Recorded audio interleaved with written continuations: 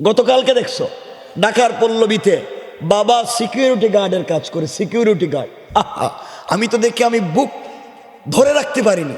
7 বছরের একটা ছেলে, 3 বছরের একটা ছেলে, বাবা দিনের বেলা দুটা ছেলেরে জবাই করে দিছে ঢাকার পল্লবীতে। বাপ 2টা ছেলেকে জবাই কইরা নিজের গলায় ছুরি চালাইছে, তো নিজে মরে নাই। চিন্তা করেন, নিজের কলিজার টুকরা সন্তানকে টুকরা টুকরা করে দিছে। কি একটা দুনিয়া! এটা তো আগে শুনছিলাম আমরা, কোরআন হাদিসে পড়তাম, আইয়ামে জাহিলিয়াতের যুগ। জাহিলিয়াতের কি দেখছি, বাস্তবে তো আরো ভয়ঙ্কর জাহিলিয়াত দেখতেছি। কথা বলেন না কেন? কেমনে বাপ, আমি এখনো বুঝতে পারি না। এখন তো সন্তানরা, আমি মনে করতেছি সন্তানরা তো বাপরে দেখলে এখন ভয় পাবে। বাপ কেমনে সন্তানকে জবাই করলো? 2টা সন্তানকে বাপ জবাই করে দিছে। আরেকটা নিউজ আজকে দেখলাম, বাবা 4টা ছেলে মেয়ে পড়াইছে, বিশ্ববিদ্যালয়ে পড়াইছে, ভালো ভালো জব করে ছেলে মেয়ে। এখন বাপ বুড়ো হইছে, ছেলে মেয়ে খবর নেয় না, ভিক্ষা করে খায়। শেষ পর্যন্ত দুঃখে নিজেই ফাঁস দিয়ে আত্মহত্যা করছে। আমি থাকতে থাকতে, আমি সুস্থ থাকতে মইরা যাই, আমি কারো হাতে পড়তে চাই না। কি বিরক্ত সন্তানের উপরে, চিন্তা করতে পারতেছি না কি হচ্ছে, কি হয়ে যাচ্ছে এই দেশে, কি করতেছে একমাত্র আল্লাহ মালুম। এই যে ভাবভঙ্গি ধরছেন না, কত সুন্দর করে অলিয়া উলিয়ার মতো চেহারা সুরত দেখতেছি, দাড়িও ঠিক মতো আছে, পাক টুপি টাপিও আছে, ফগড়ে তাসবিও আছে, মাশাআল্লাহ, দেখতে তো আল্লাহর অলির মতো মনে হয়। কিন্তু এলাকায় কি তার সুদ টুদ ব্যবসা করেননি? সুদের কারবারটা করেননি? সবটাই আছে, আসেনি? আছে। সুদের কারবার যদি করো, সুদ যদি খাও, নিজের স্ত্রীরে যদি সুদের কারবারে থাকাও, তাহলে এই ভাব ভঙ্গি দূরে লাভ কি? কথা বলেন না কেন? আমি তো বলে থাকি সব জায়গায়, 1-2 মিনিট না বললে আপনাদেরও ভাল লাগবে না, আমারও জানটা শান্তি পাইতেছি না। কারণ এটা আমার একটা দায়িত্ব।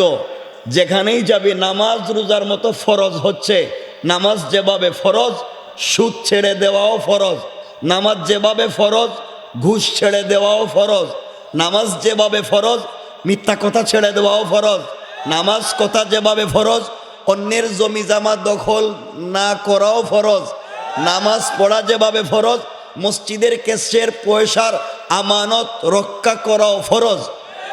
কথা বলেন না কেন? এজন্য নামাজ পড়লেই শুধু জান্নাতে যাওয়া যাবে? বলেন যাবে?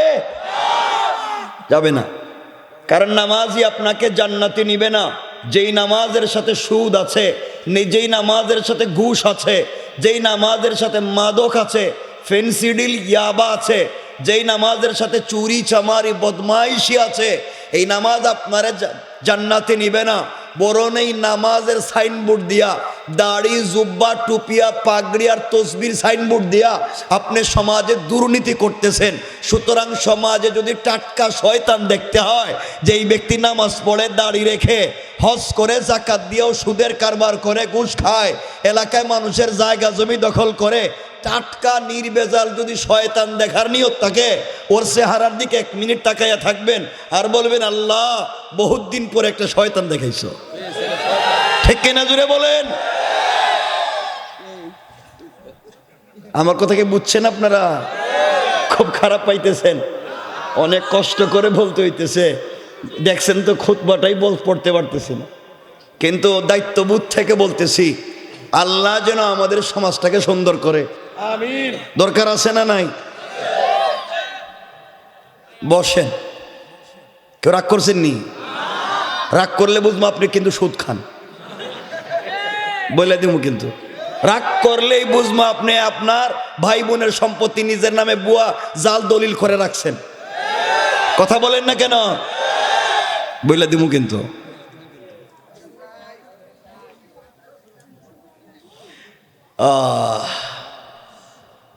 আমি একটা কথা বলি না, আজকালকে তো আমরা শয়তান খুঁজে পাই না। শয়তান পাওয়ার জন্য মক্কায় যাই, ওই কাবা ঘরে হজে গিয়ে শয়তান মারি না? দেখছেন না 8 লাখ 10 লাখ 15 লাখ এখন লাগে, এখন হয়তো একটু কমছে। হজে গিয়া জামার হাতে শয়তানরে পাথর মারতে হয়। গত বছর আগের বছর দেখছেন না এক হাজি সাহেব হজে গিয়া শয়তানরে পাথর মারতে মারতে রাগ উঠে গেছে গা, জুতা খুললে মারতেছে। শয়তান পুরো এলাকায় মাইল লাগাই রাখছস, তোরে পাইনি খুঁজছি, এখন 8 লাখ খরচ করে আইছি, জুতা দিয়া তোরে ঠিক করে ছাড়ুন, জুতা মারতেছে। আমি আপনাদের কাছে জানতে চাই, যেই শয়তান রে 8 লাখ খরচ করে মক্কার জামারাতে জুতা মারতে গেছেন, এই শয়তান কোনোদিন এই রাজই মাদারীপুরে আইসা সুদের কারবার করছে? করছে? এটা কোনোদিন আইছিল এলাকায়? কোন আইছিল? কারো জায়গা জমি দখল করছিল? মসজিদের কেশের টাকা মাইরা খাইছিল? কথা বলেন না কেন? আরেকজনের জায়গা নিজের নামে বুয়া জাল দলিল করছিল? কারো মেরে নিয়ে পার্কে গেছিল? কারো ছেলে মেয়ে, এক ছেলে আরেক মেরে ইপটিজিং করছিল? এই শয়তান এগুলা করে নাই। এরপরে শয়তান রেখেছেন পাথর মারতে। যেই বেচারা সুদ খায় মক্কায় না এলাকায়? কথা কয় না রে কি? যেই বেচারা সুদ খায় মক্কায় না এলাকায়? সবাই বলা লাগবে। যেই বেচারা ঘুষ খায় মক্কায় না এলাকায়? যে জায়গা জমি নিজের নামে বুয়া জাল দলিল করে মক্কায় না এলাকায়? গরিবের সম্পত্তি যারা মাইরা খায় মক্কায় না এলাকায়? তো আপনারা বলেন শয়তান মক্কায় না এলাকায়? জুতা মক্কায় মারবেন না এলাকায়? তো ওখানে মারাত যাইতেছেন কেন? শয়তান তো এখানে বসে রয়েছে। কথা বলেন, সবাই বলেন। সুতরাং জুতা যদি মারাই লাগে, শয়তান যদি তাড়াইতেই হয়, এলাকায় যারা নামাজ পড়ে শয়তানি করে না ফরমানি করে, টাকা খাইয়া গ্রামের মাতবরি করে বিচার করে, জুতা যদি মারাই লাগে একসাথে মিলা ওই সমস্ত শয়তানদের মারা দরকার। কোন ঠিক কিনা? সমাজ তো এরাই খাইছে। দেখবেন নিজে করে এলাকার সব থেকে খারাপ কাজ, হুজুরের কাছে এসে কো হুজুর আমার ছেলেরে কিন্তু হাফিজ বানাইতে চাইতেছি, আমি যত খারাপই হই ছেলেটা যেন একটু ভালো হয়। শয়তান হাসে আর কয় বাটপার, নিজে খারাপ মার সব মানুষের ঠকাইয়া হারাম খাওয়াইয়া ছেলেরে ভালো মানুষ বানাইতে চাস, তুই তো খারাপের গাট্টি। কথা বলেন না কেন? তো আরেকজন রে ভালো বানানো ফরজ না, আরেকজনকে ভালো বানাবার চেষ্টা করা ফরজ, আর নিজেরে ভালো বানানি ফরজ। কথা বুঝলেন নি? নিজের ছেলেকে ভালো বানানো ফরজ নয়, তাদের জন্য চেষ্টা করা ফরজ। যদি নিজের পরিবার পরিজনকে ভালো বানানো ফরজ হয়, তাহলে ইব্রাহিম জান্নাতে যাইতে পারবেন না, কারণ বাপকে ভালো বানাইতে পারেন নাই। হজরতে লূত আলাইহিস সালাম জান্নাতে যাইতে পারবেন না, নিজের স্ত্রীরে ভালো বানাইতে পারেন নাই। হজরত নূহ আলাইহিস সালাম জান্নাতে যাইতে পারবেন না, নিজের ছেলেরে ভালো বানাইতে পারেন নাই। এজন্য নিজেকে ভালো বানানো ফরজ, আর অন্যকে বানাবার চেষ্টা করা ফরজ। আমি চেষ্টা করছি, এটা আমার দায়িত্ব। হইল কি হইল না এটা দেখবেন কে? আমার বাস্তব বুঝছেন এবার? তাইলে সন্তানরে হাফিজ বানানো ফরজ না নিজেরা ভালো মানুষ বানানো ফরজ? তে নিজে করে চুরি ডাকাতি শয়তানি বদমাইশি, আর নিয়ত করছে ছেলেরে বানাইবো হুজুর। কথা বলেন না কেন? তো লাভ হইল কি? এটা কইছে নাকি তোমার এই কাম করতে? এই শোনো, তোমাদেরটা কিন্তু কয়া দিমু পরে, সব তোমরা করতেছো সমাজে যা হইতেছে। কিন্তু এজন্য শোনো, আমরা কিছু কথা বলি, আমরা সামনের দিকে যাই। ভাই যারা তোমরা দাঁড়ায় রইছো, এই দেখো দাঁড়ানোর কথা কইতে সইরে যাইতেছে, হ্যাঁ সইরে যাইতেছে, এটা কোনো কথা হইল? মা আমি কিন্তু তবরুক কিছু তবরুক দিব নি, আল্লাহ জানে। তবরুক দিলে কিন্তু আইতে পারবেন না, তবরুক রাখা দিব আত্মিকা। এখন থেকে আইতেছে, আসো আসো আসো, কাছে আসো না কেন? কাছে আসো। সারা জীবন তো কাছে আসার গল্প শুনলা, এক সময় শুনলা না ক্লোজ আপ ওয়ান, কাছে আসার গল্প শুনাইছে। কাছে আসো, পাশে থাকো। এরপরে বিয়ে হওয়ার আগে বাচ্চা সাপ্লাই করে দিছে, ওই যে কাছে আসার গল্প শুনাইছে। আর আল্লাহর রসুল আমাদেরকে কাছে আসো, পাশে থাকো, আমার সঙ্গে জান্নাতে যাও। সুবহানাল্লাহ বলে। তো আমরা রসুলের পক্ষ থেকে কাছে আসার গল্প শোনাইতেছি। আসো, কাছে আসেন। যারা পরে আসলে তো জায়গা পাইতো না, বাবা আসো আসো, তাড়াতাড়ি আসো। তো দূরে থাকবা কেন? শয়তান আমাদেরকে খুঁজতেছে। আল্লাহ আমাদের হেফাজত করুক, বলেন আমিন। কথাগুলো বুঝবেন বাবা, খুব মনোযোগ দিয়ে শুনেন। আমরা সকলে আল্লাহর গোলাম, আমরা আল্লাহকে পেতে চাই, ইন্তেকালের পরে জান্নাতে যেতে চাই। কিন্তু জান্নাতে যেতে হলে আমাদেরকে কিছু স্পেশাল আমল করতে হবে, না করতে হবে না? করতে হবে কি হবে না? স্পেশাল আমল ছাড়া কেউ জান্নাতে যেতে পারবে না। স্পেশাল অল্প আমলের দরকার, যে আমল দিয়ে আল্লাহর সঙ্গে সম্পর্ক করা যায়, যে আমল দিয়ে রসুলের সঙ্গে সম্পর্ক করা যায়। আপনারা কি চিন্তা করতে পারলেন, আপনার আমার ইমান আমাকে আপনাকে ঘুম থেকে উঠাইয়া, এই যে পাশে মসজিদ, ঘুম থেকে উঠাইয়া গড়ের 500 গজ 200 গজ 300 গজ সামনে মসজিদ, ঘুম থেকে উঠাইয়া আমার ইমান, আপনার ইমান আপনাকে আমাকে মসজিদে আনতে পারে না। এই ইমান আপনাকে আমাকে পুলসিরাত পার করাইয়া জাহান্নামের উপর দিয়া নিয়া জান্নাতে নিব কইছে কোন বাট পারে? এই ইমান আমারে মসজিদে আনতে পারে না, এই ইমান আমারে সত্য কথা বলাইতে পারে না, এই ইমান আমারে 2 নম্বরই বন্ধ করাইতে পারে না। এই ইমান জাহান্নাম থেকে বাঁচাইব কেন? কথা বলেন না কেন? এই সাধারণ জিনিস আমার ইমান পারতেছে না, সাধারণ জিনিস।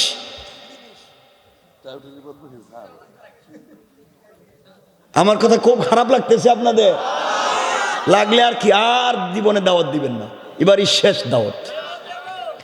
নিয়ত পাক্কা আমারও আপনাদেরও, কিন্তু আজকের পরে আমরা সবাই ভালো হয়ে যাব ইনশাআল্লাহ। এই জন্য আজকের ওয়াজের প্রতিপাদ্য হলো ভালো হয়ে যাও। সবাই বললেন না যে, বলেন না কি হয়ে যাও?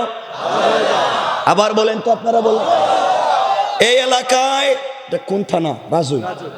এই বৃহত্তর এলাকায় যারা সুদের কারবার করো ভালো হয়ে যাও, যারা ঘুষের কারবার করো ভালো হয়ে যাও, যারা ফেন্সিডিলি আবার কারবার করো ভালো হয়ে যাও, যারা মসজিদ মাদ্রাসার কেশের পয়সা মাইরা খাও ভালো হয়ে যাও, যারা গরিবের সম্পত্তি মাইরা খাও ভালো হয়ে যাও। ঠিক কিনা বলেন?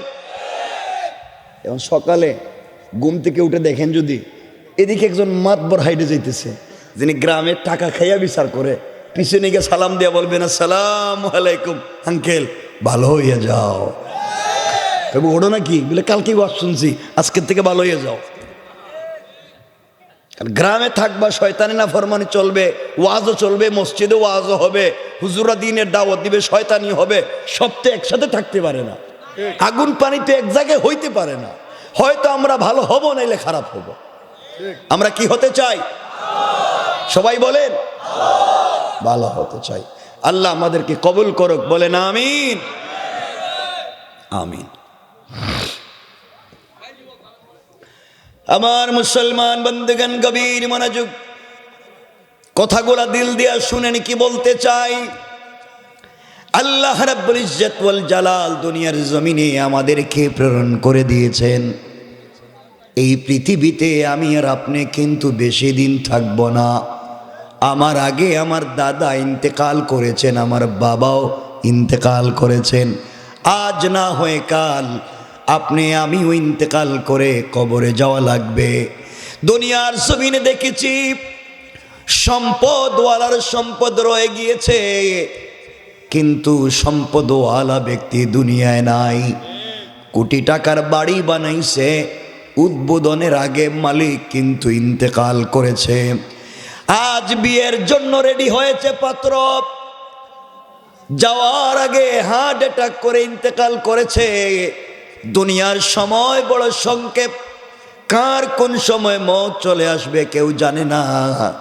এই জন্যে মৃত্যুর আগে যদি আল্লাহকে ভালোবেসে যেতে পারি, মৃত্যুর আগে যদি আল্লাহর রাসূলের ভালোবাসা দিলের ভিতরে বসাইয়া দিতে পারি, আল্লাহ রব্বুল ইজ্জত ওয়াল জালাল বলেছেন, বান্দারে ইন্তেকাল করতে দেরি হবে গোলাম, আমি আল্লাহর রাসূলের হাত ধরে আমার উম্মত, আল্লাহ বললেন আমার রাসূলের উম্মত আমার কুদরতের হাত ধরে জান্নাতে যেতে 1 মিনিটও দেরি হবে না। পড়েন সুবহানাল্লাহ।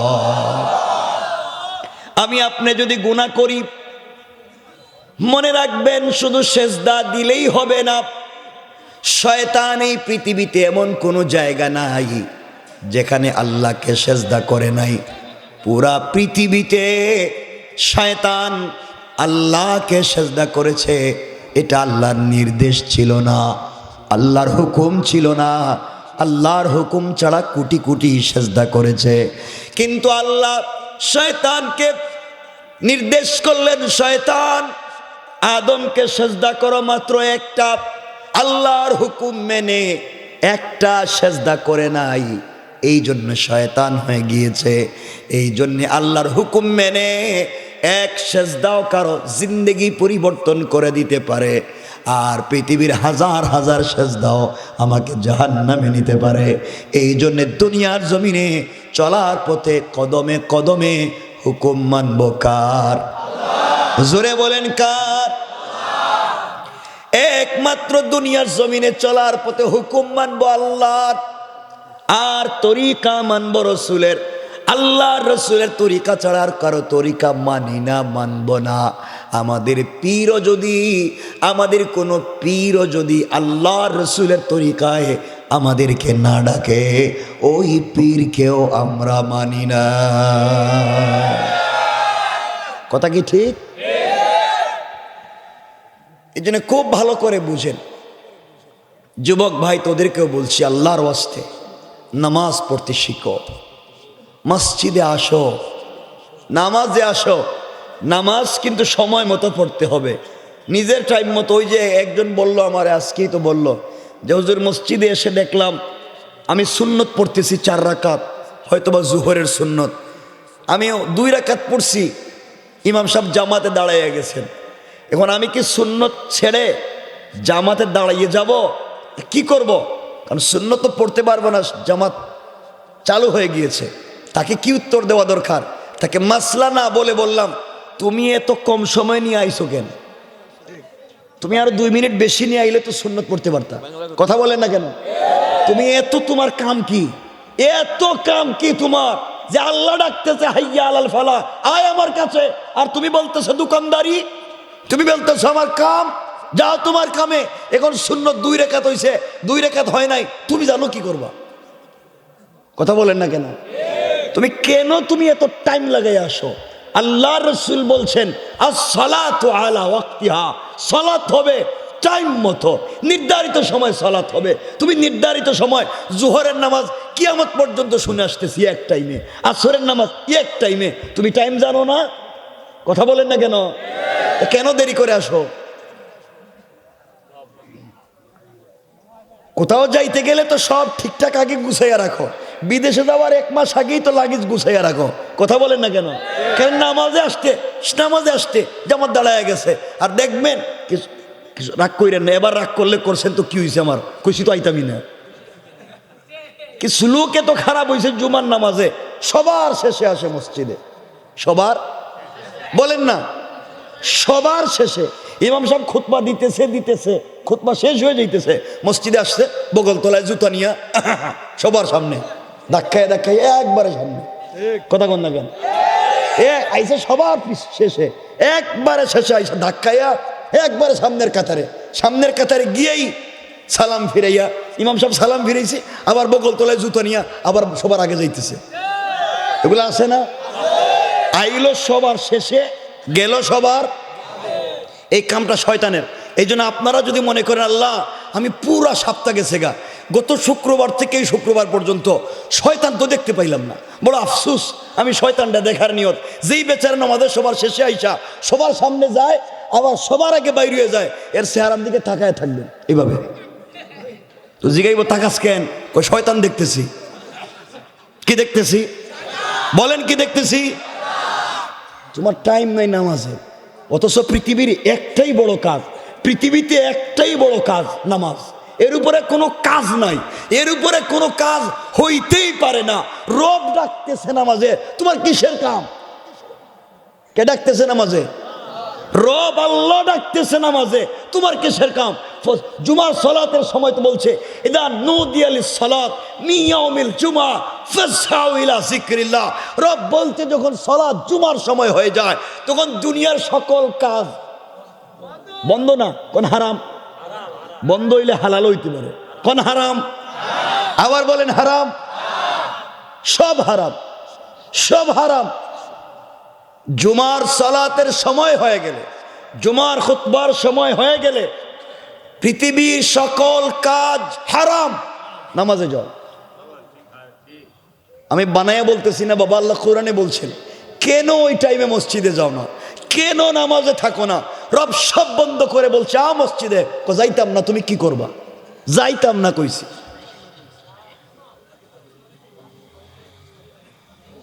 আমরা কত খারাপ হয়ে যেতেছি। জান্নাত কেমনে পাবো আমরা? কেমনে আশা করি বাবা? এই জন্য আল্লাহর ওয়াস্তে, আল্লাহর ওয়াস্তে রাগ কইরো না। আজকে আমাকে আপনারা কথা দেন একটা, হুজুর ইনশাআল্লাহ আমরা সময় মতো জামাতের সাথে 5 ওয়াক্ত নামাজ পড়ব। সময় মতো জামাতের সাথে 5 ওয়াক্ত নামাজ পড়ব। বলেন ইনশাআল্লাহ। সবাই বলেন না ইনশাআল্লাহ। আল্লাহ তুমি মানুষগুলারে কবুল করো, জান্নাতের বিনিময়ে কবুল করো, আমিন। কয় ওয়াক্ত পড়ব? কোন সময়? কোন সময় পড়ব? সময় মতো। কিসের সাথে? জামাতের সাথে। আমরা 5 ওয়াক্ত নামাজ পড়ব, সময় মতো পড়ব, জামাতের সাথে পড়ব। আল্লাহ যেন কবুল করেন। দেখবেন পুরা জিন্দেগি সুন্দর হয়ে যাবে। এই ছেলে, তোমার গড়ো নাকি? আবার হাসতেছে। ও মা, হ্যাঁ প্রতিবন্ধী। আচ্ছা থাক না, ঠিক আছে, তুমি আর একটু হাসিয়ে লো। হাসো হাসো, তোমার হাসতে সময় দেওয়া গেল। হাসো। আমার বন্ধুগণ, কথাগুলো দিল দিয়া শুনেন। এবার কি বলতে চাই, এই দুনিয়ার জমিনে ভালোবাসা প্রমাণ করতে হবে রসুলকে। সাহাবায়ে কেরাম যেভাবে ভালোবাসলেন, দুনিয়ার জমিন থেকে আমরাও চলে যাব, সাহাবায়ে কেরামও চলে গিয়েছেন। তারা রসুলের প্রতি কি ধরনের ভালোবাসা দেখিয়েছেন। তাদের ভালোবাসা ছিল নির্ভেজাল, তাদের ভালোবাসায় কোনো ভেজাল ছিল না। আজ আমি দুনিয়ার জমিনে মানুষের জন্যে যা করি না কেন, আমার সন্তানের জন্যে, আমার স্ত্রীর জন্যে, মনে রাখবেন কসম করে বলি গোলাম, কিয়ামতের দিন কিন্তু কেউ কাজে আসবে না। আসবেনি কেউ কাজে? বাবা বলেন না, কেউ আসবেনি। কোরআনে কারিমে সূরা আল মাআরিজ গালিবান আয়াত নম্বর 8 আল্লাহ বলছেন, ইয়াউমা তাকুনুস সামাউ কাল মুহল, যেই দিন আসমান বিগলিত তামার মতো ফুটা ফুটা হইয়া পড়বে। ওয়া তাকুনুল জিবালু কাল আইন, যেদিন পাহাড়গুলা রঙিন সুতার মতো উড়ে যাবে।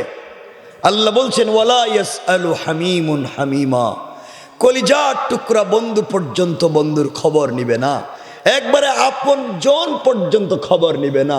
ইউবাসসারুনহুম ইয়াওয়াদ্দুল মুজরিমু লাউ ইফতাদি মিন আযাবি ইয়াউমি ইযিম বিবানি। রব বলেছেন, এমন কি আপনার আমার আমল নামায় লিখা, আমি ঠিকমতো নামাজ পড়ি নাই, আমি ঠিকমতো আল্লাহর নাম নেই নাই। আমরা আল্লাহকে বলবো, আল্লাহ আমি আমার সন্তানকে ভালো স্কুলে পড়াবার জন্য, সন্তানের জন্য ভালো একটা বাড়ি বানাতে গিয়ে সময় মতো নামাজ পড়ি নাই, ওভার ডিউটি করেছি, রাত দিন গাদার মতো কাজ করছি।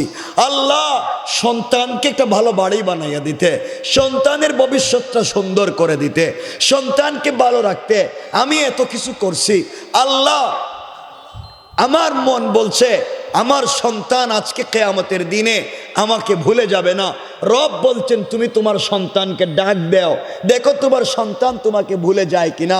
সন্তানকে বাপের সামনে হাজির করা হবে, সন্তান বলবে, আল্লাহ এই চেহারার কোনো লোক আমার বাপ ছিল না। কি চিন্তা করলেন একটুবার চিন্তা করে, এই চেহারার কোন লোক আমার বাপ ছিল না। ইয়াউমি ইযিম বিবানি, আজকের দিনে সন্তান তো এভাবে বলে ফেলবে, বান্দা বলবে, আল্লাহ কত বড় নিমক হারাম, যার জন্য জীবন যৌবন বিসর্জন করলাম, পুরা জিন্দগি প্রবাসে কাটাইলাম, রাত দিন গাদার মতো কাজ করলাম, পকেটে পয়সা টাকার পরে খরচ করি নাই, ছেলের স্কুলের ফি দিতে হবে, মাদ্রাসার বেতন দিতে হবে, কলেজের টিউশন ফি দিতে হবে, এত কিছু করলাম। আজ ছেলে মেয়ে বলতেছে আমাকে চিনে না। আল্লাহ এদের হাত পাও শক্ত করে বাঁধো আর আমারে ছাইড়া দাও, আমি যাই, ওদেরকে বেঁধে রাখো। আল্লাহ বলেন তোমার সন্তানদের হাত পা বাঁধলাম কিন্তু তোমাকে ছাড়বো না। কিছু বুঝলেন? এরপরের আমল নামায় লেখা দেখি ও সাহিবাতিহি ও আখি। আল্লাহ বলছেন কিও তোমার আমল নামায় দেখি সুদের টাকাই না গড়ে ডিজাইন করছিলা। আল্লাহ আমি তো করি নাই, আমার স্ত্রী বলল পাশের বাড়ির বাবির বিল্ডিংটা কত সুন্দর, ফ্ল্যাটটা কত সুন্দর, আমাদের কিচ্ছুই নাই, তুমি একটু আনো না কেন? আমি সুদে টাকা আইনা গড়টা সুন্দর করে সাজাইছিলাম, হোয়াইট ডো আলমারি আনছি, এয়ার কুলার এয়ার কন্ডিশন করছি। ও আল্লাহ আমি তো করি নাই, আমার স্ত্রী আমারে বুদ্ধি দিছে, এরে বান্ধ আমারে ছাইড়া দাও। আল্লাহ বলেন স্ত্রীরে বানলাম কিন্তু তোমারে ছাড়তাম না। ও সাহিবাতি। কি বুঝলেন বাবা? দিল দিয়ে কথাগুলা বুঝো। আল্লাহ বলবেন বান্দা তোর আমল নামায় দেখি আরো গুনাহ, মানুষ থেকে ঋণ আই না, ঋণ দেশ নাই। আল্লাহ আমি না তো, আমি ছিলাম বড় ভাই, আমার ছোট ছোট ভাই বোন ছিল, বোনদেরকে ভালো জায়গায় বিয়ে দিতে গিয়ে ঋণ করছি, ভাইদেরকে বিদেশে পাঠাইতে ভালো একটা চাকরির ব্যবস্থা করতে ঋণ করছিলাম, তাদের জন্যই তো, আমার জন্যে না। ভাই বোন বলে আমাদের জন্য কি করছ? সব তুমি তোমার বউ বাচ্চার জন্য করছ। এই কথা বলে দিবে আল্লাহর কাছে। আমি বলবো আল্লাহ আমার ভাই বোন রে বান্ধ, আমার ছেড়ে দাও। আল্লাহ বলেন ভাই বোন রে বান্ধলাম কিন্তু তোমাকে ছাড়তাম না। কি বুঝলেন? সন্তানের বেচারার সন্তানকে বান্ধা হলো, স্ত্রীকে বাঁধা হলো, ভাই বোনকে বাঁধা হলো, এরপরও তারা ছাড়বেন না। এবার বান্দা বলতেছে আল্লাহ এরপরে কি? আল্লাহ বলছেন ও ফাসিলাতিহিল্লাতি তুবি। তোমার আমল নামায় লেখা দেখি তুমি আরেকজনের মাথায় বাড়ি দিছ, আরেকজনের নামে বুয়া সাক্ষী দিছ। আল্লাহ আমি না তো, আমার গোষ্ঠীর মুরব্বী কইছে হেরে মার আমি তোর সাথে আছি, আমার দলের লিডার কইছে হেরে মার আমি তোর সাথে আছি। আল্লাহ লিডারের কথা শুনে করছি, গোষ্ঠীর মুরব্বীর কথায় করছি, গ্রামের পঞ্চায়েতের মুরব্বীর কথায় করছি। আল্লাহ এদেরকে বান্ধ আমারে ছেড়ে দাও। আল্লাহ বলেন এদেরকেও বান্ধলাম তোমারে ছাড়তাম না। কি করবেন? চিন্তা করেন। এখন বান্দা চিন্তা করছে কিরে বউ বাচ্চাও গেল, মা বাপও গেল, ভাই বোনে গেল, সব গেল গা, কেউ দেখি সবাই রে বাঁধছে, আল্লাহ আমারে ছাড়ে না, এখন তো ছাড়াইতেই কি কন? বিপদে পড়লে দেখেন না সব দিতে চায়, কথা বলেন না কেন? ও কিয়ামতের দিন বলতেছে ওয়ামান ফিল আরদি জামিআন সুম্মা ইউনজি। আল্লাহ সব তো দিলাম ছাড়লা না, আসমান আর জমিনের মাঝখানে যা দেখা যায় আজকে সব তোমারে দিলাম, ফায় ধরি আমার একটু ছাড়ো। আল্লাহকে সব তো নিলাম কিন্তু তোমারে, কথা বলেন না কেন? কি বুঝলেন? কার কথায় মাথায় বাড়ি দেন? আল্লাহ পরের আয়াতে বলছেন কাল্লা, কখনো না, কখনো না, ইন্নাহা লাযা, তোমাকে জাহান্নামের লেলিহান আগুন দিয়ে জ্বালাবো। কেমনে জ্বালাবেন? পরের আয়াতে বলছেন নাযাআতাল লিশাওয়া, যেই আগুনে চামড়া জ্বালায়, হাড্ডি জ্বালায়, গোশত জ্বালায় কিন্তু রূহকে জ্বালায় না, রূহ জ্বলবে না, সব জ্বলে ছাই হয়ে যাবে, রূহটা জিন্দা কষ্ট পাবে। আল্লাহ তখন সুন্দর করে বলবেন তাদউ মান আদবারা ওয়া তাওয়াল্লা, যাদের বুদ্ধি এত কিছু করছস এদেরকে ডাক দে, দেখবে সবাই পিছন দেখাইয়া দেখাইয়া দৌড়বে। কথা বলেন না কেন? কারণ বিপদে পড়লে কাউরি পাওয়া যায় না। কিয়ামতের বিপদ সব থেকে বড় বিপদ। রব আগে বলে দিয়েছেন যাদের জন্য এত কিছু করতেছ কাউরে পাওয়া যাবে, বলেন না জোরে, পাওয়া যাবে যাবে না। আল্লাহকে চিনো, আল্লাহর পথে চলো। আমার কথা কি বুঝতেছেন আপনারা? আপনাদের কি কষ্ট হইতেছে? আপনাদের অসুবিধা হইতেছে? একটু হাত তুলে দেখান তো দেখি কার কার অসুবিধা হইতেছে। ওইতাছে কইছে ওইতাছে। আমার কথা কি বুঝেন নাই? বুঝছিও কয় হাত উঠায়, বুঝি না কয় বুঝি, হাত উড়িয়ে দিছে। বাবা আমার কথা কি বুঝছেন? এবার কিয়ামতের দিন কোনো কাজে আসবে কিছু? বলে না আসবে। রব বলেছেন বান্দা সব ধান্দা বাদ দেও, আমার কোরআনকে আঁকড়ে ধরো। কোরআন যদি সাথে থাকে, দুনিয়ায় পুরা এলাকাবাসী তোমার বিরুদ্ধে চলে গেলেও কেউ কিছু করতে পারবে না। আমি রবের কালাম তো তোমার সাথে, আর আখিরাতে আমার কালাম তোমার সুপারিশ করে করে জান্নাতে নিয়ে যাবে। সুবহানাল্লাহ, একটু জোরে বলা লাগবে। কি সাথে থাকলে? এজন্য আল্লাহর ওয়াস্তে কোরআনটাকে সাথে রাখেন। কোরআন সাথে রাখেন মানে কোরআনের এক কপি পকেটে রাখার কথা কইতেছি না। কোরআন সাথে রাখা মানে কোরআনের মতো চলা, কোরআনকে ভালোবাসা। কি হতে পারে সংক্ষেপ করে করে বলতেছি, অসুবিধা হবে না তো? আপনারা তো সব ওয়াজ জানেন। কোন তো গত বছর আগের বছর কি ওয়াজ করছি? কিচ্ছু করতে হবে এটা কি তারে আল্লাহ জানে। এটা তো সব গুরুস্থানে আসছিল নাকি? তাই দিন গত বছর আগের বছর কি ওয়াজ করছি? আসতে পারি নাই। তাহলে এর আগের বছর কি ওয়াজ করছি? তোমরা ছোট ছিলা, এতটুকুন ছিলা, 2 বছর এতটুকুন বড় হয়ে গেছো গা। তো তোমাদের এখানে দেখতেছি তো মেডিসিন ভালো, তাড়াতাড়ি বড় হয়ে গেছে। শোনেন কি বলতেছি। আমার মুসলমান বন্ধুগণ, কথাগুলা দিল দিয়া শুনেন কি বলতে চাই, ভালো করে দিল দিয়া শোনেন। কোরআন যদি সঙ্গে থাকে কেউ তোমার ক্ষতি করতে পারবে না।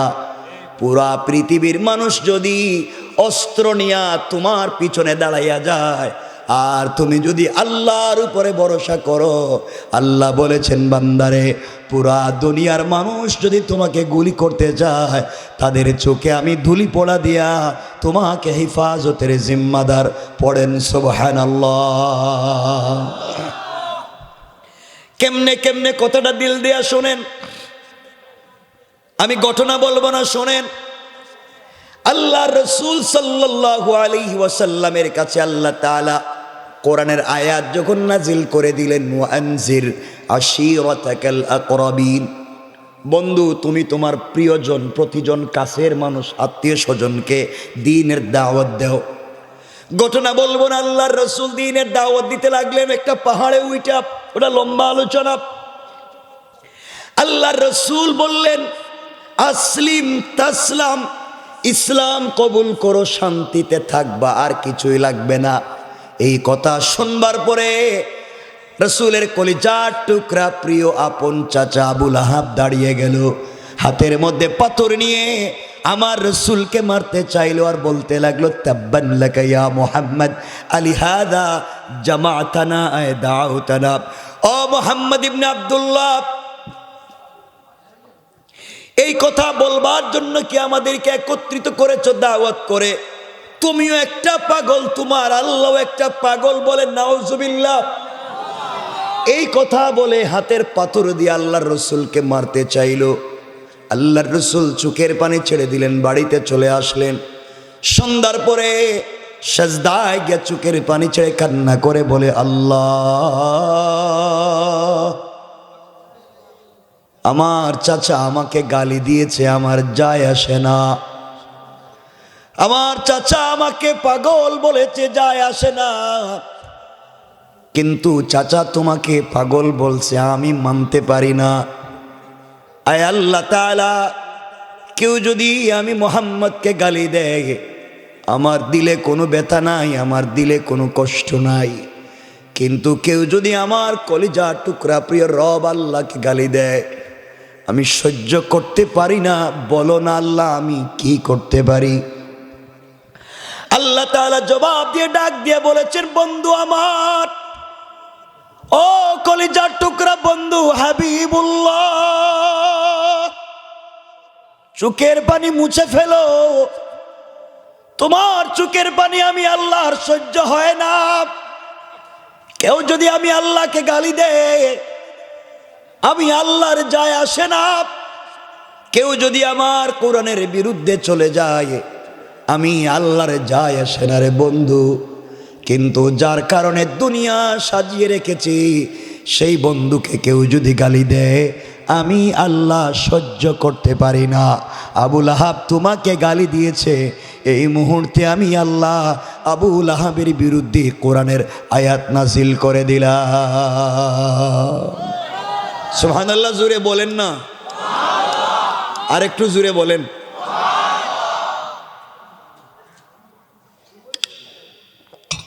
এই নাজিল করা এখানে আমরা আলোচনা করব না। আবুল আহাবের নিয়ে আমাদের এখানে কোনো অসুবিধা নেই, যেটা হয়েছে হয়েছে। কিন্তু যে সূরা নাজিল করছেন এই সূরা তাব্বাত ইয়াদা আবিল আহাব, আবুল আহাবরে ধ্বংস করে দিয়েছেন, সব ঠিক। কিন্তু সূরার মধ্যখানে একটা আয়াতে আল্লাহ বলছেন ওয়ামরাআতুহু হাম্মালাতাল হাতাব, ওই মহিলারেও ধ্বংস করছি যেই মহিলা হাম্মালাতুন। এখন হাম্মালাতুন শব্দের মুফাসসিরিনে কেরাম দুইটা ব্যাখ্যা লিখেছেন। আল্লামা হানাফি মযহবের বড় ইমাম ইমাম আবু বকর জাসসাস আহকামুল কোরআন লিল জাসসাসে দুটো ব্যাখ্যা নিয়ে এসেছেন। এক নাম্বার, হাম্মালাতুন শব্দের অর্থ হলো ওই মহিলা জঙ্গল থেকে কাটাওয়ালা কাঠ এনে দ্বীনের রাস্তায়, রসুল যাতে দ্বীনের দাওয়াত দিতে না পারেন এই জন্য বাধা দিত রাস্তায় ফেলে। আল্লাহ বলছেন হাম্মালাতুন, কাটাওয়ালা কাঠ বহনকারিনী মহিলাকে ধ্বংস করে দিলাম। দুই নম্বর ব্যাখ্যা, হাম্মালাতুন অর্থ হলো ওই মহিলা ঘরে ঘরে গিয়ে বাড়ি বাড়ি গিয়ে রসুলের বদনাম করত, গীবত করত, শিকায়ত করত, সমালোচনা করত। আল্লাহ বলছেন হাম্মালাতুন, ওই মহিলারে ধ্বংস করে দিলাম যে মহিলা আমার রসুলের বদনাম করে বাড়ি বাড়ি গিয়ে। কথা কি বুঝলেন? এখন কথা হলো আবুল আহাব রসুলের কি? সবাই বলেন না, আর কি? বিয়াই, রসুলের চাচাও রসুলের বিয়াইও, অর্থাৎ রসুলের দুইটা মেয়ে জাইনব এবং রুকাইয়াকে আবুল আহাবের দুই ছেলে উতবা এবং উতাইবার কাছে বিয়ে দিয়েছিলেন নবুয়তের আগে। নবুয়তের আগে। তাহলে আবুল আহাবের স্ত্রী যার নাম উম্মে জামিল, উম্মে জামিল রসুলের চাচি, আবার রসুলের, কথা বলেন না, বিয়াইন। বিয়াইন কোন নিয়ে আপনারা? বিয়াইন। এই আয়াত নাজিল হওয়ার পরে দুই ব্যাগ পাথর নিচে কান্দে, হাতে নিচে মোটা মোটা দুইটা পাথর, আর শপথ করছে আমি আর এই করে কিচ্ছু খাবো না যতক্ষণ পর্যন্ত মুহাম্মদের নাম আসছি। এত আসতে বললেন নাউজুবিল্লাহ, নবীর প্রতি ভালোবাসা এত আসতে নাউজুবিল্লাহ বললেন। এদের ভালোবাসা একটু কম। নাউজুবিল্লাহ জুড়ে বলেন। এই তো একটু হয়েছে, যেহেতু তাবারুক আছেই, খাওয়া লাগবেই, তাহলে একটু জুড়ে খাওয়াতে সমস্যা নেই, একটু বেশি খাইতে পারলেন। আমার বন্ধুগণ কথাগুলো শোনেন। উম্মে জামিল হাতে পাথর নিয়া রসুলকে মারবার জন্য বাইরিস। এদিকে আল্লাহ রসুল আবু বকরকে সঙ্গে নিয়ে কাবা চত্বরে পৌঁছে গিয়েছেন। কাবা চত্বরে গিয়ে কাবার গিলাফের কাবা চত্বরে গিয়ে আল্লাহ রসুল সাল্লাল্লাহু আলাইহি ওয়াসাল্লাম আবু বকরের রানের উপরে মাথা রেখে শুয়ে পড়লেন। আবু বকর আল্লাহ রসুলের চেহারা মুবারকের দিকে তাকিয়ে একবার আসমানের চন্দ্র সূর্যের কথা চিন্তা করে আর আল্লাহকে বলতেছে, আল্লাহ তাআলা আমার রসুলের চেহারা এত সুন্দর, আসমানের চন্দ্র সূর্যের চাইতে আরো কোটি কোটি গুণ বেশি সুন্দর দেখা যায়।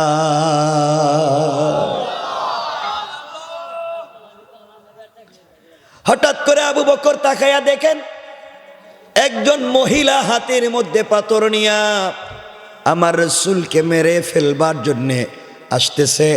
সিদ্দিক আকবর বলছেন, ইয়া রাসূলুল্লাহি, একজন মহিলা যদি আপনাকে আঘাত করে তার চাইতে লজ্জার, তার চাইতে অপমানের দুনিয়ার জমিনে আর কিছু হতে পারে না। আপনি শুধু আমাকে অনুমতি দেন, তাকে দুনিয়ার থেকে বিদায় করে দেই। আল্লাহর রসুল বলছেন, আবু বকর চিন্তা করো না, আল্লাহ আমাকে বলে দিয়েছেন কোনো কাফের, কোনো জালেম যদি আমাকে মারার জন্যে আমার কাছে আসতে চায়, ওই সময় যেন আমি আল্লাহর কোরআন থেকে তেলাওয়াত করি। আল্লাহ বলেছেন তেলাওয়াত করতে দেরি হবে, আল্লাহ ওই জালেম থেকে হেফাজত করতে দেরি হবে না। কথা সংক্ষেপ করে বলি, এক পর্যায়ে উম্মে জামিল রসুলের সিনার সামনে দাঁড়িয়ে গেল। সিদ্দিকে আকবর বসে আছেন, আল্লাহর রসুল আবু বকরের রানের উপরে মাথা রেখে শুয়ে আছেন। সিদ্দিকে আকবর আমার রসুলের তেলাওয়াত শুনে দুইটা চোখ দিয়ে রসুলকে দেখে। উম্মে জামিল রসুলের সামনে দাঁড়াইয়া আবু বকরকে বলতেছে, আবু বকর তোমার বন্ধু মোহাম্মদ ইবনে আব্দুল্লাহ কোথায়? তুমি একা একা বসে আছো, তাকে যে দেখতেছি না। পড়েন সুবহানাল্লাহ। আবু বকর কয় কি? রসুল দেখি আমার রানের উপরে শুয়ে আছেন, আমি চোখ দিয়া দেখি, কান দিয়া তেলাওয়াত শুনি। উম্মে জামিল রসুলের সামনে দাঁড়াইয়া আমারে দেখে, রসুলরে দেখে না। ব্যাপার কি করছেন কে? জোরে বলেন না। আবু বকর বলছেন তুমি খুঁজা দেখো, তোমার বাতিজাই তো, কই আছে দেখো। উম্মে জামিল পুরা কাবা চত্বর খুঁজে না পাইয়া আবার আইসা আবু বকরকে বলতেছে, আবু বকর পাইলাম না, কিন্তু তারে জানাইয়া দিও, আমি যদি মক্কায় তারে আজকে পাই তাহলে খুন কইরে ফেলাম। না নাউজুবিল্লাহ, এটা আগামীকালকে কইন। আবু বকর মনে মনে কইতেছে, খুন করবা তুমি মোহাম্মদ রে? মোহাম্মদ দেখি তোমার সামনে, এই দেখো না। আল্লাহু আকবার। উম্মে জামিল চিল্লে চিল্লে চলে গেছে। কিছুক্ষণ পরে আল্লাহর রসুল উঠে গেলেন।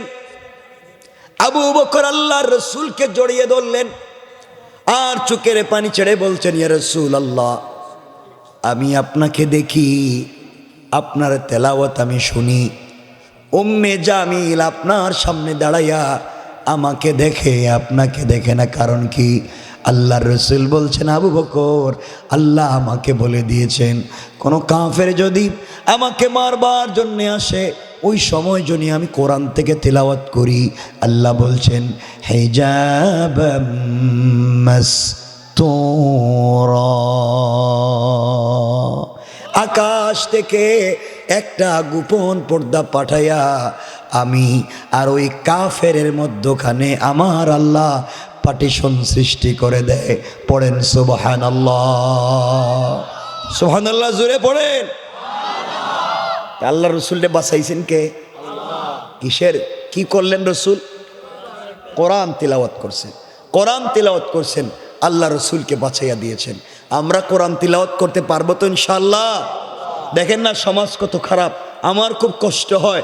যুবকেরা ভালো করে শোনো, মুরব্বী বাবারা আপনারাও ভালো করে শুনেন, সমাজ কত খারাপ হয়েছে, সমাজ কত নোংরা হয়ে গিয়েছে। আজকালকে চিন্তা করা যায় না। আজকালকে দেখেন, ওই যে শুনলাম বগুড়ার দুপচাচিয়া, শুনলাম কয়েকদিন আগে এক ছেলে নাকি তার মারে মারছে, এটাই শুনলাম, ছেলে নাকি তার মারে মাইরা ডিপ ফ্রিজ রাখছে, শুনলাম। এগুলাই নিউজে আসলো। এখন শুনতেছি ছেলে মারে নাই, ছেলেরে সাজানো হয়েছে। তাইলে এই নিউজ করলো কেটা? জি করছেটা কি? একটা মাদ্রাসার ছেলে, তার বাপ অধ্যক্ষ, বাপ ইমাম সমিতির সভাপতি, বাপ মসজিদের ইমাম খতিব, বাপ মাদ্রাসার প্রিন্সিপাল, ছেলেটাও মাদ্রাসায় পড়ে। এমন একটা বাচ্চা কেমনে তার মাকে মাইরা ডিপ ফ্রিজে রাখতে পারে? মাথায় তো ধরেই নাই। এখন তো ধরায় ফেলাইছে বাংলাদেশের মিডিয়া। এখন আগে বলল রেপ, ছেলে মারছে, মারে, পুলিশ তদন্ত করে বলে ছেলে মারে নাই, বরং বালাটিয়ে এক মহিলা এখানে থাকতো, ও ছিল নষ্টা, ভ্রষ্টা, কুলোটা, চরিত্রহীনা নারী, সে খারাপ কাজ করত। ওই মহিলা এখানে বাধা দিয়েছিলেন, এই জন্য দুই ছেলে নিয়া পরিকল্পনা করে তাকে মাইরা আর কেমনে নাটক সাজাইয়া ছেলের উপরে ছেড়া দিতেছে। দুনিয়াটা কেমন হয়ে গেছে, কাকে কখন কোন বিপদে কে সাজাইয়া, ঘটনা সাজাইয়া, নাটক বানাইয়া কাকে কখন ফালাইয়া দেয় কেউ বুঝতে পারবে না। কথা বলেন না কেন? এজন্য যুবকেরা সাবধান, কোন বন্ধু কাকে, কোন বন্ধু কোন টেবে ফালাইয়া দিব কিছুই বুঝতে পারতেছে। দেখছো গতকালকে তো দেখছো ঢাকার পল্লবীতে, গতকালকে দেখছো ঢাকার পল্লবীতে বাবা সিকিউরিটি গার্ডের কাজ করে, সিকিউরিটি গার্ড। আমি তো দেখি আমি বুক ধরে রাখতে পারিনি। 7 বছরের একটা ছেলে, 3 বছরের একটা ছেলে, বাবা দিনের বেলা দুটা ছেলেরে জবাই করে দিছে ঢাকার পল্লবীতে। বাপ 2টা ছেলেকে জবাই কইরা নিজের গলায় ছুরি চালাইছে, তো নিজে মরে নাই। চিন্তা করেন, নিজের কলিজার টুকরা সন্তানকে টুকরা টুকরা করে দিছে। কি একটা দুনিয়া! এটা তো আগে শুনছিলাম আমরা, কোরআন হাদিসে পড়তাম আইয়ামে জাহিলিয়াতের যুগ। জাহিলিয়াতের কি দেখছি, বাস্তবে তো আরো ভয়ঙ্কর জাহিলিয়াত দেখতেছি। কথা বলেন না কেন? কেমনে বাপ, আমি এখনো বুঝতে পারি না। এখন তো সন্তানরা, আমি মনে করতেছি সন্তানরা তো বাপরে দেখলে এখন ভয় পাবে। বাপ কেমনে সন্তানকে জবাই করলো? 2টা সন্তানকে বাপ জবাই করে দিছে। আরেকটা নিউজ আজকে দেখলাম, বাবা 4টা ছেলে মেয়ে পড়াইছে, বিশ্ববিদ্যালয়ে পড়াইছে, ভালো ভালো জব করে ছেলে মেয়ে। এখন বাপ বুড়া হইছে, ছেলে মেয়ে খবর নেয় না, ভিক্ষা করে খায়। শেষ পর্যন্ত দুঃখে নিজেই ফাঁস দিয়ে আত্মহত্যা করছে। আমি থাকতে থাকতে, আমি সুস্থ থাকতে মইরা যাই, আমি কারো হাতে পড়তে চাই না। কি বিরক্ত সন্তানের উপরে, চিন্তা করতে পারতেছি না কি হচ্ছে, কি হয়ে যাচ্ছে এই দেশে, কি করতেছে একমাত্র আল্লাহ মালুম। কালকে আরেকটা আপনারা দেখেছেন, ঢাকায় এক প্রেমিকা, এতদিন শুনছি প্রেমিক তার প্রেমিকারে টুকরা টুকরা করে, কালকে দেখলাম প্রেমিকা, ওরে বাবার দাজ্জাল প্রেমিকা, তার প্রেমিক শিল্পপতিরে 7 টুকরা করছে। এরা ঠিক কই কেন? তোমাদের নিয়ত কি তা? 7 টুকরা করছে, এক এক টুকরে এক এক জায়গায় ফেলাইছে। শিল্পপতিরে কয় টুকরা? আমি শুধু চিন্তা করতেছি, বাপ ছেলেরে মারে, ছেলে বাপরে মারে, মা ছেলেরে মারে, মেয়ে মা ছেলে মারে মারে। কি একটা দুনিয়া এলাম, কোনো শান্তি নাই। যে যারে পারে ঠকায় মাইরা খায়, যে যারা চায় বিপদে ফালাই দিতে চায়, সব পরিকল্পিত চলতেছে। যে যাকে পারে বিপদে ফালাও। এদিকে হুজুরদের কেউ যে ওয়াজ করে যায় রাত্রে, হুজুররা এখন ডাকাতরাও জানে হুজুরদের কাছে পয়সা আছে, রাস্তায় হেরা বসে থাকে ডিম নিয়ে, ডিম কি নিয়ে হাতে ডিম নিয়ে রাস্তায় বসে থাকে। গাড়ি যখন যায় ডিম মাইরা দেয়, তো ডিম মারলে তো ওইপার দিলে তো ডিমে গ্লাস সাদা হয়ে যায়, গাড়ি আর চলে না, যা আছে দিয়া দাও। ডিম মানে বোম, এটা বোম কই দেখি, ঠিক বললাম না? এগুলো চলতেছে, মানে কি একটা কারবার চলতেছে একমাত্র আল্লাহ জানেন। আল্লাহর কাছে বলি, সবাই জোরে আওয়াজ করে বলেন আল্লাহ। এই আওয়াজে না, দিল থেকে বলেন আল্লাহ, আপনি আমাদের দেশকে তোমার কুদরতের হাতে হেফাজত করো, আমাদের ঈমানের হেফাজত করো, আমাদের সন্তানদেরকে হেফাজত করো। বলেন আমিন, জোরে বলেন আমিন। কি হচ্ছে চিন্তা করে, আমি খুব চিন্তা করতেছি এগুলা নিয়ে, কি হয়ে যাচ্ছে দেশ। বেশি লম্বা করবো না, আমার যে গলায় কি হইতেছে, এরপরেও তো 11টা হয়ে গেছে গা, এরপরেও তো 11টা, কষ্ট হয়ে যাইতেছে না ভাই। এরপরে কথা বলতেছি, বসেন। আপনাদের খারাপ লাগতেছে নি?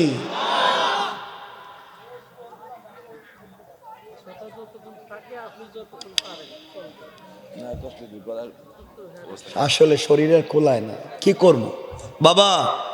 উইটেন না কেউ, কিন্তু ঝামেলা আছে। কিন্তু আমি কইমু কিন্তু কাউরে মারতে চাইতেছ। এই যুবকেরা, তোদেরকে বলছি ভাই, তোমরা কি প্রেম টেম করনি? এরা তো করে ফেরেস্তা, তোমরা তাড়াতাড়ি বুকটা মিলাই তোমরা সাথে। এই যে কলজা, তোমরা তো প্রেম করে না, কম পক্ষে 5টা মহিলা প্যান্ডেল আছে, মহিলাদের ওয়াজ করতাম নি। এরা তো এমনি ওয়াজ করলে কিন্তু পুরুষদের অবস্থা খারাপ হয়ে যাইব। বউ বাজার, বউ বাজার কি তা? ও স্ত্রীরা বাজারে যায়, তো হেরা কিনা বিয়া করছে না বউ বিয়া করছে? বিয়া করছে কেটা আপনাদের এলাকায়? বউ বিয়া করছে নি? বউরা লোক বিয়ে করছে। যাক, আল্লাহ হেফাজত করে, বলে না আমিন। আচ্ছা, কিছু কিছু তো বলতেছি, শোনেন না। যুবকেরাও শোনো, মুরব্বী বাবারা শোনো। আমরা চাইনি আমাদের ঘর থেকে শাহজালাল, শাহপরান, জুনাইদ বাগদাদি, আব্দুল কাদের জিলানি, মুঈনুদ্দিন চিশতি, এমন আল্লাহর ওলিরা আমাদের মায়েদের ঘর থেকে আজকালকে জন্ম নেয় না। আমাদের মায়েদের ঘর থেকে আজকালকে জন্ম নিতেছে বল্টু। বল্টু মিয়া যা মন চায় তা করে, রাস্তাঘাটে যা মন চায় তা করে। এর কারণ কি জানেননি? ঘরের ভিতরে স্বামী স্ত্রীতে কোনো সম্পর্ক নাই, স্বামী স্ত্রীতে মিল মোহাব্বত নাই, একজন আর একজনকে দেখতেই পারে না। মনে হয় এই পৃথিবীতে যদি সব থেকে বড় দুশ্মন স্বামী স্ত্রীর, স্ত্রী স্বামী। ঠিক কিনা? তোমরা যে ঠিক কইতেছ, তোমরা কি তা বিয়া করছো? তোমরা কেমনে বুঝলে এটা গো? এইটা যে কি জিনিস, এইটা যে কি স্বাদ, যে করছে হে বুঝছে, যে করছে না হেও বুঝছে। এজন্য তোমরা বুঝবা না।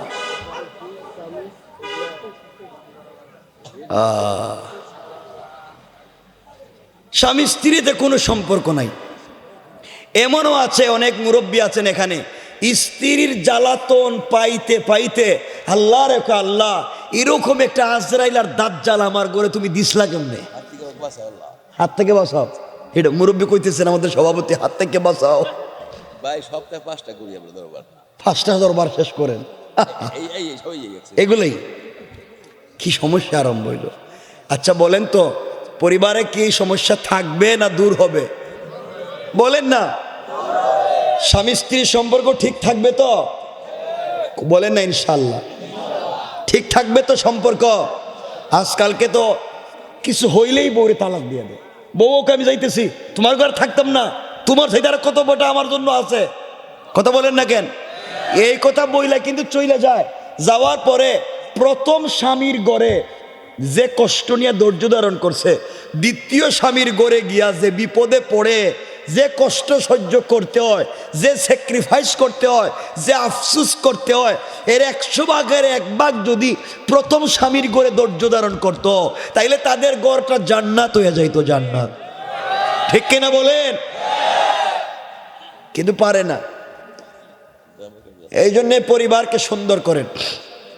আরো শুনতেছি বিভিন্ন জায়গায় নাকি, আপনাদের এলাকায় তো প্রবাসী আছেন, বিভিন্ন জায়গায় শুনছি ছেলেরা বিদেশ থেকে টাকা পাঠায়, বউ এই টাকা নিয়ে জায়গা তার বন্ধুর সাথে। কথা কন নাকি? টাকা পয়সা লইয়া জায়গা, আহা, সব সম্পত্তি দিয়ে দিছে বোন নামে, মানে হে গেছে গা আরেকজনের সাথে। ইয়া আল্লাহ, কোন দুনিয়া এলাম? আল্লাহ আমাদেরকে হেফাজত করেন, বলে না আমিন। এই জন্য পরিবারকে সুন্দর করেন, আজকের থেকে স্বামী স্ত্রীর সম্পর্ক সুন্দর করেন। কারণ শোনো ও মুরব্বী বাবা, ও যুবকেরা শোনো, এই পৃথিবীতে একটা পুত পবিত্র সম্পর্কের নাম স্বামী স্ত্রী। বুড়া হয়ে গেলে বুড়া আর বুড়ি একজন আর একজনের ছাড়া ভাল লাগে না। আমার রসুলের জন্য খাদিজা তো এমন ছিলেন, এই বৃদ্ধা বয়সেও একদিনও রসুলের রাইকা কোনোদিন একা খান নাই। আল্লাহর রসুল সকালে বাইর হইছেন, রাত 3টার সময় ঘরে আসছেন। আম্মাজান খাদিজাতুল কুবরা সকাল থেকে রাত 3টা পর্যন্ত না খাইয়া স্বামীর জন্য অপেক্ষা করছে। চিন্তা করেন কেমন স্বামী, কেমন স্ত্রী। আল্লাহ রসুলের খাদিজাতুল কুবরার ইন্তেকালের পরে আল্লাহর রসুলের ঘরে ভালো কোনো খাবার আসলে, খাসির কোনো রান্না হলে আল্লাহ রসুল আয়েশাকে বা স্ত্রীদেরকে বলতেন আলাদা করে একটা পেয়ালাতে কিছু গরুর গোশত অথবা রান্না করা ভুনা দেও। তো তারা বলতেন এগুলা নিয়ে কই যাইবেন? রসুল বলতেন খাদিজার বান্ধবী থাকলে বান্ধবীরে খুঁজে নিয়ে দিয়ে আসবো। এর অর্থ হলো আমার রসুল তার স্ত্রীদের প্রতি এতটুকুন আন্তরিক ছিলেন যেন তার বান্ধবীরা পর্যন্ত কষ্ট না পায়। সুবহানাল্লাহ বলেন না? কেমন ছিলেন রসুল?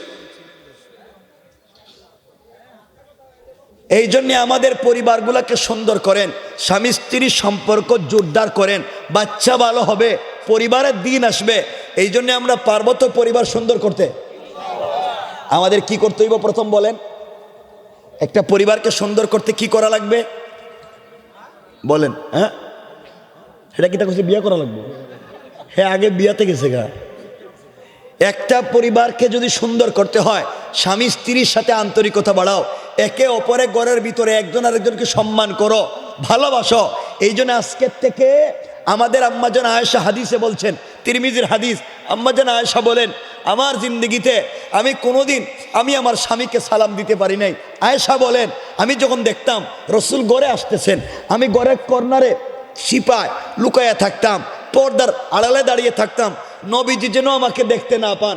তিনি ঘরের ভিতরে আয়েশা, আমাকে আয়েশা বলে ডাক দিবেন, আমি ঘরের দরজা খুইলা চট করে জাপটি মেরে স্বামীকে জড়াইয়া ধরব, তার কপালে চুম্বন দিয়া আমি সর্বপ্রথম তাকে সালাম দিব। ঠিক না? সুবহানাল্লাহ। কিন্তু আম্মাজান আয়েশা বলেন, ওয়াল্লাহে, আল্লাহর জাত ও সিফাতের কসম, আমি আমার জিন্দেগিতে আমার স্বামীকে আগে সালাম দিতে পারি নাই, বরং রসুল ঘরে আসার অনেক দূরে থাকতে আমাকে সালাম দিতেন। সুবহানাল্লাহ বলেন। এই জন্য এখান থেকে বুঝতে পারলাম, রসুল যদি নিজের বউরে সালাম দিছেন, তাহলে আমরা দিতে পারবো না? একটু জোরে বলেন না, পারবো না ইনশাল্লাহ। আল্লাহ রসুল বলছেন যে এই ঘরে স্বামী স্ত্রীকে, স্ত্রী স্বামীকে সালাম দিবে, আল্লাহ এই ঘরে 100 থেকে 300টা বারাকাতের দরওয়াজা খুলে দিবেন। এই জন্য মুরব্বী বাবা যারা আছেন, বউরে সালাম দেননি ইনশাল্লাহ? না দেননি? মুরব্বীরা চিন্তা করতেছে, বউরে কিতা সালাম দিতাম, হেডে আবার কিতা কোন আপনি সালাম দিবেন তো ইনশাল্লাহ? আজকের থেকে সালাম দিবেননি? তোমরা বিয়া করছো, আমি মুরব্বীদেরকে কইতেছি, তোমরা ইনশাল্লাহ কইতেছি, সালাম দিবেন তো ইনশাল্লাহ? সবাই সালাম দিও, পরিবার সুন্দর করে দিবেন আল্লাহ। আমার মুসলমান বন্ধুগণ, কথাগুলা দিল দিয়া শুনেন কি বলতে চাই। এই জন্যে আল্লাহ রব্বুল ইজ্জত ওয়াল জালাল আমাদেরকে কোরআনে কারিমে ঘোষণা করে দিয়েছেন, বান্দা, এই পৃথিবীতে সুন্দর করে যদি সামাজিকভাবে নিজের পরিবারকে সুন্দর করতে পারো, স্বামী স্ত্রীর সম্পর্ক যদি চমৎকার হয়ে যায়, তাদের দিল ভালো হয়ে যাবে, পরিবার থেকে চমৎকার সন্তান জন্ম নিবে। এই জন্য সমাজ যদি ভালো বানাতে চাও, পরিবারকে ভালো বানাও। রাষ্ট্র যদি ভালো বানাতে চাও, পরিবারকে ভালো বানাও। কারণ পরিবার যদি ভালো হয়ে যায়, ওই পরিবারের সন্তানই সমাজকে ভালো বানাইয়া দিবে। কোন ঠিক কিনা?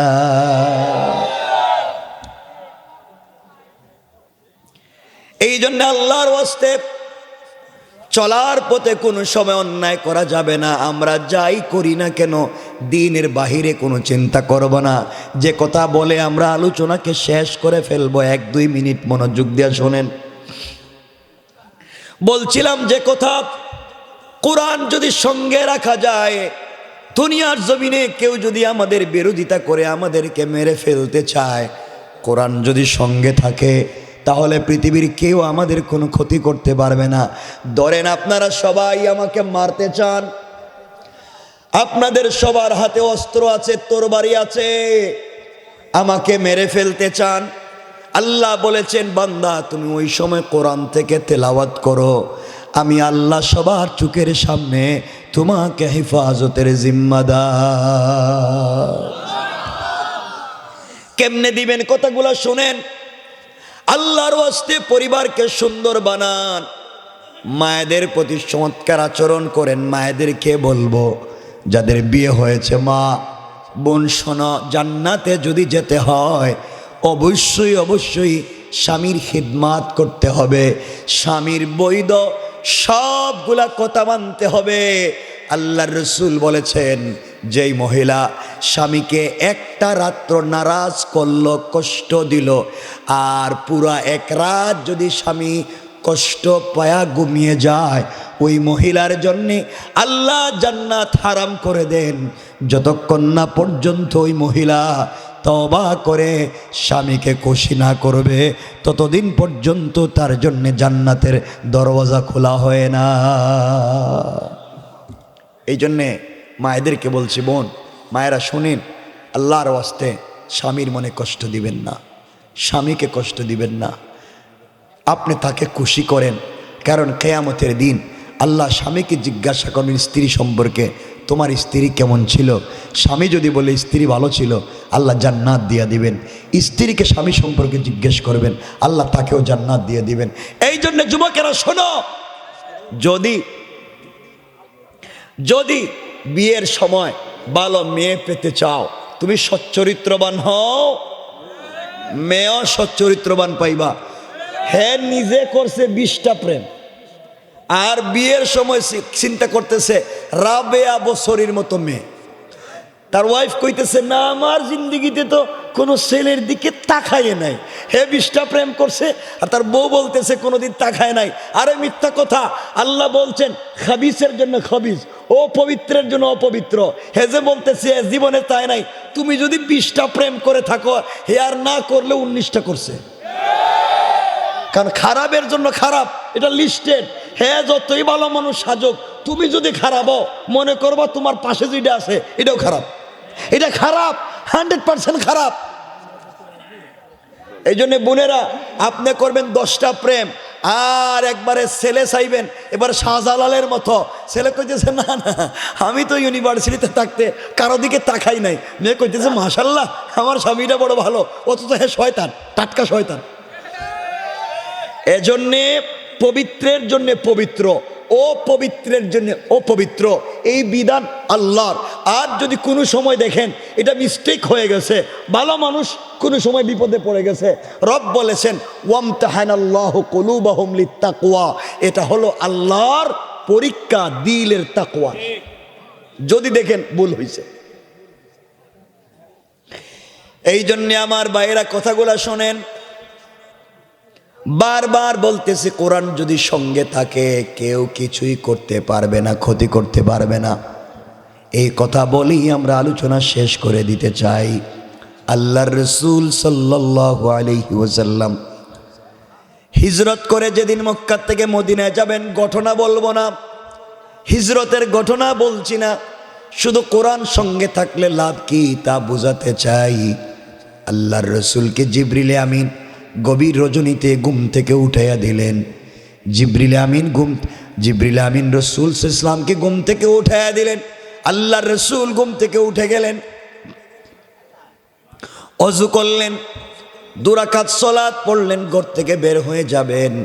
এমন সময় চিন্তা করেন, ঘরের চতুর্দিকে কাফেররা বেষ্টন করে রেখে দিয়েছে, অস্ত্র নিয়ে, তীর নিয়ে, নেজা নিয়ে পুরা বাড়ি বেষ্টন করে রেখে দিয়েছে। আল্লাহর রাসূল ঘর থেকে বের হলে মেরে ফেলবে। আল্লাহর রাসূল আল্লাহকে বলতেছেন, আল্লাহ তাআলা আমি যদি এই মুহূর্তে ঘর থেকে বের হয়ে যাই, কাফেররা তো আমাকে মেরে ফেলবে, ঘরের চতুর্দিকে তারা দাঁড়িয়ে আছে। আল্লাহ রাসূলকে আল্লাহ জানিয়ে দিয়েছেন, বন্ধুরে তুমি কোরআন থেকে তিলাওয়াত করে আমার উপরে ভরসা করে ঘর থেকে বের হয়ে যাওয়ার দায়িত্ব তোমার, আর তোমাকে হেফাজতের জিম্মাদার স্বয়ং আমি আল্লাহ। আল্লাহ রাসূল দরজায় চলে গেলেন, দরজা খুলে ফেলবেন, আল্লাহকে ডাক দিয়া বলছেন, আল্লাহ আপনি আমাকে বাঁচাবেন, এতে সন্দেহ নাই। ওয়ালাকিন লিয়াতমাইন্না কলবি, কিন্তু অন্তরে প্রশান্তি পাই না। আপনি যদি আত্মরক্ষা করবার মতো কোনো জিনিস আমাকে দিতেন, আমি যেন আত্মরক্ষা করতে পারি কাফেরদের থেকে। আল্লাহ বলেন, বন্ধুরে আমি বলছি বাঁচাইয়া দেব, এরপরও তুমি আত্মরক্ষা চাও, তাহলে হাতের মধ্যে কিছু কঙ্কর নেও, বালি নেও অথবা পাথর নেও, দরজা খুলে সামনের দিকে নিক্ষেপ করো। আল্লাহর রাসূল বলছেন, আল্লাহ তাআলা কাফেররা চতুর্দিকে দামি দামি অস্ত্র নিয়ে দাঁড়িয়ে আছে, আর আমি যদি দরজা খুলে পাথর নিক্ষেপ করি তাহলে সামনে নিক্ষেপ করতে পারবো, ডাইনে বামে পিছনের কাফেররা তো একসাথে আমাকে মেরে ফেলবে, একসাথে তো চতুর্দিকে পাথর নিক্ষেপ করতে পারবো না।